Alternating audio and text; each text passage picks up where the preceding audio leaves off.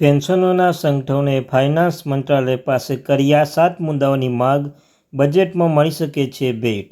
પેન્શનોને હવે જલસા જ પડી જશે. નમસ્કાર મિત્રો, સ્વાગત છે તમારું આપ સૌની સિયારી ચેનલ ગુજરાતી સાહિત્ય વિદ નિકુંજ યુટ્યુબ ચેનલમાં. નિકુંજ પરમાર આપ સૌનું ચેનલ સ્વાગત કરું છું. તો મિત્રો, ચેનલમાં નવો ચેનલ સબસ્ક્રાઈબ કરી જે વોટ્સઅપ ગ્રુપ, ટેલિગ્રુપ બંને બનાવે છે, લિંક ડિસ્કશન મૂકું છું. મિત્રો અવશ્ય જોઈન થઈ જજો. તો મિત્રો, આજના વિડીયોમાં ચર્ચા કરીશું જે પેન્શનરો છે તેમના સંગઠનોને ફાઇનાન્સ મંત્રાલયે જે 7 મુદ્દાઓની માંગ કરી છે તે બજેટમાં ફાળવવામાં આવશે. તો કયા કયા 7 મુદ્દાઓ છે તેના વિશે આપણે ચર્ચા કરીશું. વિડીયો ગમે તે વિડીયોને લાઇક અને ચેનલમાં નવા ચેનલ સબસ્ક્રાઈબ કરી બેલ આઇકન બટન દબાવવાનું ભૂલશો નહીં. તો મિત્રો, નમસ્કાર મિત્રો, કેન્દ્ર સરકારના કર્મચારીઓ અને પેન્શનો તેમની માગણીઓ સંબોધવા આવશે તેવી અપેક્ષા સાથે આગામી બજેટમાં ઘણી આશાઓ છે. સંપૂર્ણ બજેટ જુલાઈમાં આવવાનું છે અને એનસીજેસેમ સ્ટાફ સાઇડના સચિવ શ્રી ગોપાલ મિશ્રાએ નાણામંત્રીએ વિનંતી કરી છે કે તેઓ કર્મચારીઓ અને પેન્શનોની ખૂબ જ જરૂરી રાહત પૂરી પાડવા માટે નીચેની માગણીઓ પર વિચાર કરે. ચાલો આપણે માગણીઓ વિગતવાર વિશ્લેષણ કે અન્વેષણ કરીએ. તો મિત્રો, પહેલી છે જૂની પેન્શન યોજના પુનઃસ્થાપના. 1 જાન્યુઆરી 2004 પછી નિયુક્ત કરેલા કર્મચારીઓ અને જૂની પેન્શન યોજના પુનઃસ્થાપિત કરવાની લાંબા સમયથી માગણી કરી રહ્યા છે. તેઓ માને છે કે જાન્યુઆરી 2004ના રોજ રજૂ કરવામાં આવેલી નવી પેન્શન સિસ્ટમ એનપીએસ તેમના પરિવારોમાં સુરક્ષા ઊભી કરી શકે છે. આનાથી વ્યાપક અસંતોષ ફેલાય છે કારણ કે કર્મચારીઓ એનપીએસ હેઠળ તેમના નિવૃત્તિ પછી તેમના જીવન વિશે અનિશ્ચિત છે. તેથી સ્ટાફ પક્ષ સામાજિક સુરક્ષા સુનિશ્ચિત કરવા કેન્દ્ર સરકારના તમામ કર્મચારીઓ માટે જૂની પેન્શન યોજના પુનઃસ્થાપિત કરવા વિનંતી કરે છે. 8મા કેન્દ્રીય પગાર પંચની રચના કરવા માટે પણ જે મહત્વનો મુદ્દો કરે છે કે દર વર્ષે પગાર પંચની સ્થાપના પરંપરાના અનુસાર 1 જાન્યુઆરી 2016ના રોજ 7મું પગાર પંચ લાગુ કરવામાં આવ્યું હતું.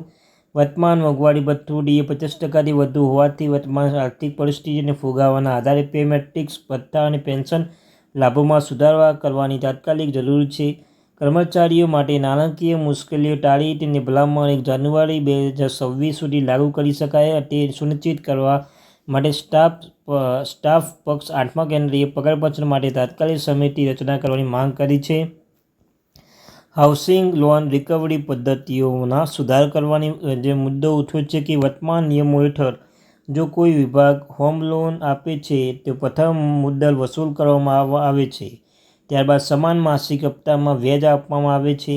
એચબીએ માટેનું બજેટ અપૂરતું છે, જેના કારણે કર્મચારી બેંકો પાસેથી હોમ લોન લેવાની ફરજ પડે છે, જેમાં શરૂઆતથી જ જે મુદ્દલ અને વ્યાજ કાપવામાં આવે છે. આના પરિણામે શરૂઆતના વર્ષો ભારે વ્યાજની ચૂકવણી થાય છે અને સ્ટાફ પક્ષ વિનંતી કરે છે કે હોમ લોન રિકવરી પદ્ધતિઓ વિભાગીય ગણતરી સાથે ખાતી હોય અને કર્મચારીઓને ફાયદો થાય તેવી ચૂકવણી સરળ બને. કર્મચારીઓ માટે ઉન્નત તબીબી સુવિધાઓ છે. તમને ખ્યાલ છે મિત્રો, હાલમાં કેન્દ્રીય કર્મચારી સીજીએચએસ હેઠળ તબીબી સુવિધા મળે છે અને રેલવે કર્મચારી આરઈએલએસએચ હેઠળ વિશેષ સારવાર માટે ઘણીવાર પેનલવાળી હોસ્પિટલ રેફરન્સની જરૂર પડે છે, જ્યાં પ્રવેશ પડકારજનક હોઈ શકે છે. કર્મચારીઓ પક્ષે આ સમસ્યા ઉકેલવા માટે કર્મચારીઓ અને પેન્શનો દ્વારા સામનો કરવામાં આવતી કટોકટી દૂર કરવા માટે સરકારે રેલવે હોસ્પિટલ વિશેષ સારવાર સુવિધાઓ વધારવાની વિનંતી કરી છે. છેલ્લે મિત્રો, આવકવેરો સ્લેબમાં સુધારો કરવા માટે માંગ કરવામાં આવી છે.